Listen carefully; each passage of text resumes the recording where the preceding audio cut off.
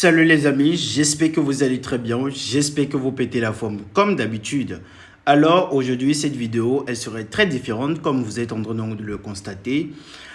Aujourd'hui nous sommes là pour enseigner l'utilisation du MetaTrader 5 pour les traders débutants, comment placer une position, comment ajouter un graphique de telle ou telle paire de devises ou de tel indice sur un graphique, comment trader, comment prendre une position, comment fermer une position. On va voir pas mal de choses aujourd'hui. Ce qui est sûr, si c'est que tu es trader débutant et que tu veux maîtriser l'utilisation du MetaTrader 5, alors là, tu es sur la bonne vidéo. Déjà là, il s'agit d'un compte réel, comme vous le voyez déjà, de 20 000 $ que un client vient tout juste de me le confier. Et déjà, pour crédibilité, comme vous pouvez le voir, vous voyez le nom du client, c'est écrit bien écrit, réel, tout et tout.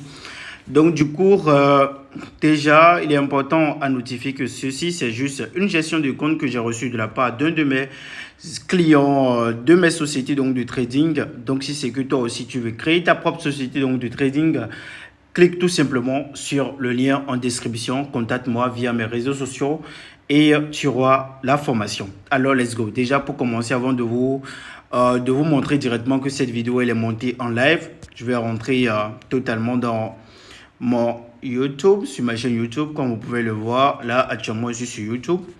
Donc, du coup, voilà, c'est ma chaîne YouTube. Donc, déjà, personne ne peut avoir accès à tout ça, à la modification sur ma chaîne, tout et tout. Donc, vous voyez clairement que il s'agit bel et bien d'une vidéo faite en live.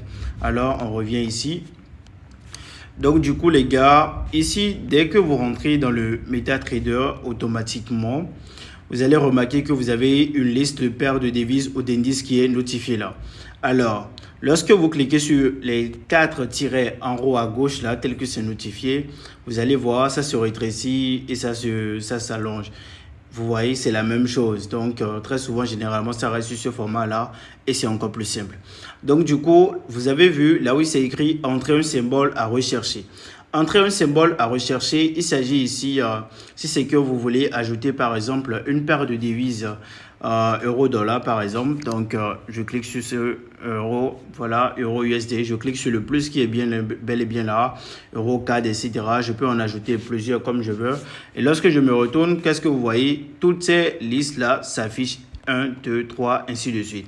Maintenant, si c'est que vous avez plusieurs éléments donc de paires de devises à ce niveau et que vous avez l'intention de rétrécir, de faire supprimer certains graphiques, il suffit clairement de cliquer sur le crayon, notez juste en haut là, et vous cliquez tout simplement sur les paires de devises que vous voulez supprimer, vous cliquez sur supprimer. Alors, déjà, nous allons passer maintenant, nous avons fini avec la colonne de cotation, nous cliquons sur graphique. Ici, dans la colonne de graphique, comme vous pouvez le constater, totalement à gauche, au fond là-bas, nous avons M5. M5, M1, M15, M30, H1, etc. qui sont mentionnés là. Il s'agit ici des unités de temps. C'est ça que nous appelons des time frames. Et les time frames, il s'agit ici donc de chaque graphique, de chaque unité de temps, d'une seule et même paire de devises ou indices. Donc ici, par exemple, si je clique sur M1, je viendrai sur un graphique où chaque 1 minute, nous avons la présence d'une nouvelle bougie. Lorsque je viens sur M5, chaque 5 minutes. Lorsque je viens sur M15, chaque 15 minutes. M30, chaque 30 minutes. H1, chaque 1 heure. Chaque 4 heures. Chaque jour, ainsi de suite, ainsi de suite. Voilà. Donc, du coup, les gars, après cela, le plus ici en question, ça permet réellement de bien fixer les cotations. Lorsque vous regardez ici, totalement à droite, au niveau des cotations, vous voyez, ça nous permet donc de savoir les prix exacts. Déjà, là où j'ai placé le TP numéro 1, vous voyez, quand je place ça sur ça, ça nous met 17 396,59. Et après ça également en bas ici, 17 316. Donc, je peux encore SCD, je peux bouger ça comme je veux. Donc, ça nous permet réellement de pouvoir accéder au prix exact à tel ou tel niveau. Après ça, nous avons la fonction. La fonction ici, déjà ici, je vais d'abord supprimer mes moyennes mobiles que j'ai ajoutées. Ça, c'est pour ma stratégie. Je ne dois pas dévoiler ça. Donc, supprimer, voilà. Donc ici, lorsque vous cliquez sur la touche F, lorsque vous cliquez sur la fonction, vous allez voir différents types d'indicateurs. Par exemple, si je clique sur Ishimoku, vous allez voir il a déjà des dessins. Vous voyez un peu ce qui s'affiche sur le graphique. Voilà. Déjà, je supprime ça encore. Voilà. Après ça, si c'est que je clique tout simplement sur... voilà, il y en a plusieurs. Hein. Si c'est que je clique sur les bandes de Bollinger, je clique sur ça, je reviens ici. Comme vous pouvez le voir, les bandes de Bollinger qui sont bien maîtrisées là. Donc du coup, moi personnellement, je ne juge pas les indicateurs. Il suffit simplement que le trader sait réellement ce qu'il fait et qu'il ne se perd pas. C'est le plus important. Après ça, le troisième, le quatrième du moins, c'est élément. Il s'agit donc de objet. Lorsque nous prenons objet, comme vous le voyez, nous avons les flèches, nous avons la ligne horizontale, nous avons la droite oblique, nous avons les canaux équidistants, nous avons les zones de blocs de contrat, c'est-à-dire les rectangles, etc. Nous en avons plusieurs. Ici, nous avons même l'utilisation des Fibonacci. Pour ceux qui utilisent déjà les Fibo, ils peuvent utiliser également ces outils qui sont là et qui sont très bons. Après ça également, nous avons... l'utilisation donc du buy limit, du sell stop, du sell limit. Je pense que probablement dans une prochaine vidéo, je ferai une vidéo pour ça. Mais il est important à savoir que lorsqu'on parle de buy limit, c'est que nous étions tout simplement dans une tendance baissière et nous avons placé un ordre totalement plus bas, à un prix plus bas. Admettons tout simplement, je vais prendre un exemple, que nous sommes face à une baisse. Vous voyez, et que le graphique, par exemple, était à ce niveau-là. Donc, du coup, ça voudrait dire que, nous n'étions pas encore arrivés à ce niveau-là. Donc, du coup, nous n'avons pas encore eu cette baisse-là qui est en bas ici. Est-ce que vous suivez avec moi? Donc, du coup, vous pouvez placer tout simplement un buy limit, probablement au 17 397.01, de telle enseigne que, je vais placer une ligne horizontale à ce niveau, une ligne horizontale... Ok. De telle enseigne que lorsque le prix va descendre et toucher tout simplement votre buy limit, vous devez avoir tout simplement un retournement de tendance. De telle enseigne que même si c'est que vous êtes là ou pas, la position, elle se lance tout seul. Est-ce que vous voyez? Donc, c'est ce qu'on appelle un buy limit. Et inversement également pour ce qu'on appelle sell limit. Inversement, c'est-à-dire que vous étiez dans une hausse et vous avez placé par exemple votre sell limit à ce niveau-là. Donc du coup, que vous soyez là ou pas, la position elle va s'enclencher tout seul et vous allez commencer à fluctuer comme si c'est que vous avez pris une vente dans votre position. Après cela, nous avons les buy stop et sell stop. Je pense que je ferai un petit shot que je partagerai avec vous. Je pense que vous allez kiffer le shot et ça serait vraiment très favorable pour vous quand même. Alors, on continue. Ici maintenant, lorsqu'on parle donc du trading en un clic, qu'est-ce que vous allez constater lorsque je clique là? Automatiquement, nous avons l'apparition de cela. Donc, nous avons le sell, nous avons le buy. Et si c'est que vous voulez changer vos lots, je peux mettre un lot de 2, je peux mettre un lot de 2, de 4, de 10, ce que je veux. Mais ici, comme je suis en réel, je ne peux pas me tolérer de faire une bêtise pareille. Alors, donc du coup, à la troisième position, après les graphiques, déjà dans cette zone ici, là où nous avons l'offre et la demande qui est en train de fluctuer, il s'agit des cotations. Nous avons que les cotations à ce niveau-là.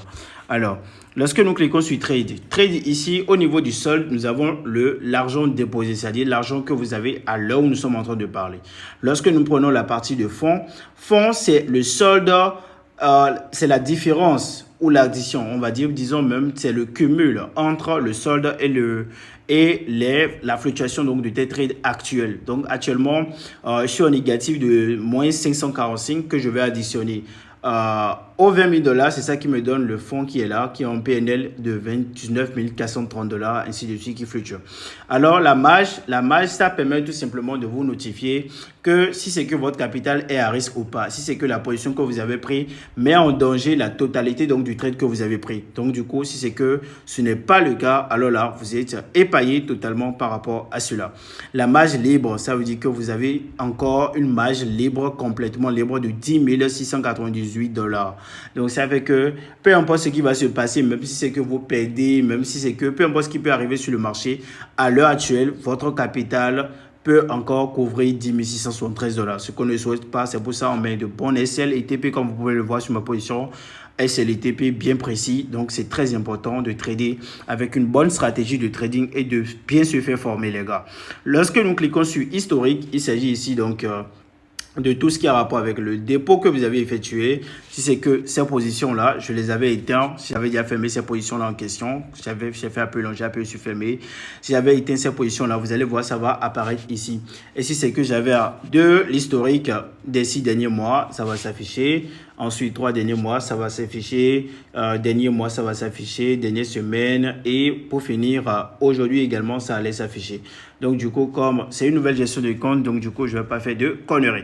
Alors, au niveau du réglage, ici, c'est juste le réglage de votre MetaTrader. Si c'est que vous avez l'intention d'ajouter un autre compte de trading, il suffit simplement de cliquer sur là actuellement, c'est-à-dire vous cliquez sur là où la flèche vous indique et vous allez juste ajouter votre compte de trading très simplement. Après ça, au niveau de nouveau compte, si c'est que vous voulez ajouter un nouveau compte, comme je viens de le dire, il suffit simplement de cliquer sur nouveau compte, de mettre le nom du broker. Par exemple, je prends le broker Derive. Là, actuellement, je suis sur FBS. Mais si on prend le broker Derive, comme vous pouvez le voir, vous allez voir, ça va m'afficher les potentiels brokers, propositions par rapport au broker Derive. Nous avons également le broker ISM. Vous voyez, nous avons pas mal de brokers quand même. Ou carrément, si c'est que vous voulez encore ajouter un broker sur FBS. Là, ça ne se télécharge pas. Je ne sais pas si c'est parce que je suis toujours sur FBS. Mais bon, ce n'est pas le plus important. Mais après ça, également, nous avons également mail. Mail, en fait, bon, c'est juste des petits messages que la plateforme, elle nous envoie. Nouvelles, bon, ces pages-là en question, c'est des pages vraiment qui ne sont pas trop consultées par le trader. Calendrier économique, bon, ça m'envoie vers Safari, mais nous n'allons pas falsifier, perdre le temps sur ça parce que pour les calendriers économiques, vous pouvez l'obtenir directement sur le site investing.com directement. Alors ici, ce qui va réellement nous intéresser, c'est la colonne de graphique et réglage. Lorsque nous prenons d'abord la colonne de graphique, comme vous le voyez, voilà, si c'est que vous voulez vos graphiques en chandelier, généralement c'est sur chandelier. Ensuite, le volume, vous cochez tout ce que vous voulez, les séparations de période. Mais personnellement, moi, je laisse souvent mes graphiques de cette manière-là. Comme vous le voyez, il suffit juste de cocher ce que vous êtes en train de voir dans cette vidéo-là. Et là, c'est super. Et c'est que tu es venu jusqu'ici donc de la vidéo. N'oublie pas tout simplement d'activer la cloche de notification, de t'abonner, de liker, de mettre les commentaires, tout et tout. Et on continue. Après ça, si c'est que vous voulez changer les bougies de vos graphiques de trading, là, moi, j'ai une bougie haussière de couleur verte et une bougie baissière de couleur rouge. Si c'est que vous voulez changer ça en bleu, je mets les bougies haussières en couleur bleue. Donc, si c'est que vous voulez changer les bougies haussières en couleur bleue, la barre à la hausse, elle serait de couleur bleue et la bougie haussière serait également de couleur bleue. Après ça, on sort totalement du graphique pour que vous puissiez voir. Vous avez vu, ma bougie haussière devient bleue et ma bougie baissière, elle est rouge. Donc, c'est très simple, les gars. Après ça, au niveau de réglage, ici, c'est pour le son. Pour lorsque vous prenez une position, le son, tout et tout. Les langues, bon, ici, nous sommes français. Hein, on met ça sur le français, tout et tout. Et après ça, également... voilà les gars, je pense que j'ai terminé tout ce qui a rapport avec l'explication du MetaTrader. Si c'est que vous avez des petites questions, des petites préoccupations, n'hésitez pas tout simplement à le notifier en commentaire. Ceci, c'est une petite vidéo tout simplement pour aider les traders débutants qui me suivent concrètement sur ma chaîne. Et on y va les gars, je vous donnerai un retour sur ma position que j'ai prise sur... la gestion de compte ici en question. Je vous donnerai un retour si c'est que c'est un TP ou un SL. Alors, tout simplement, les gars, on va se dire à tout à l'heure, les gars, et let's go. À ciao.